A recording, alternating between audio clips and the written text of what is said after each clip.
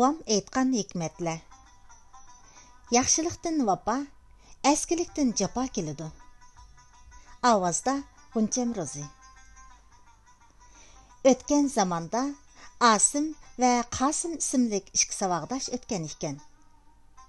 Ular mahalle medresideki danışman ustaz qolida o'qiydi ekan.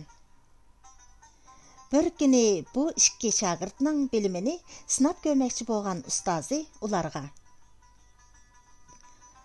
"Ballalarim, vapa degan nima?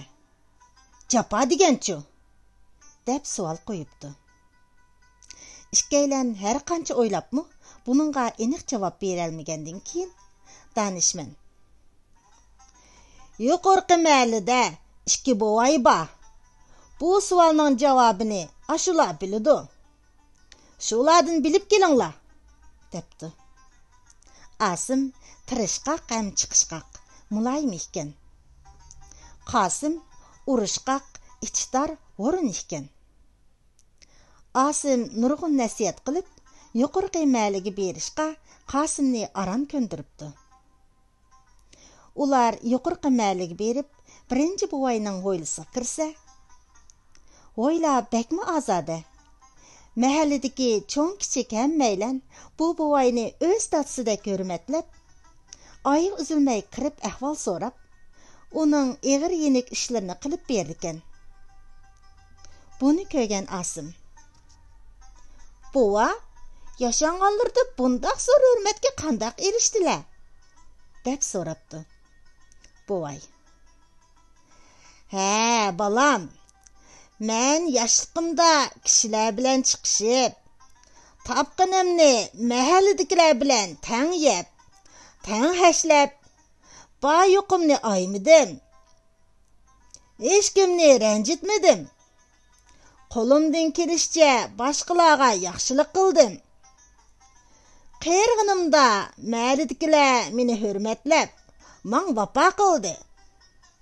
Hech qanday yolg'izchilik tatmay, o'tdan ketyapman buna," debdi. Ular ikkinchi buvayning hovlisiga kirsa, hovla paskinchilik to'shqan bo'lib, buvay naydi qiyin turmush o'tkazayotgan ekan. Buningga hayron bo'lgan ikki saboqdosh: "Buva, nimishqa bunday qiyin turmushga qoldingiz?" deb so'rabdi.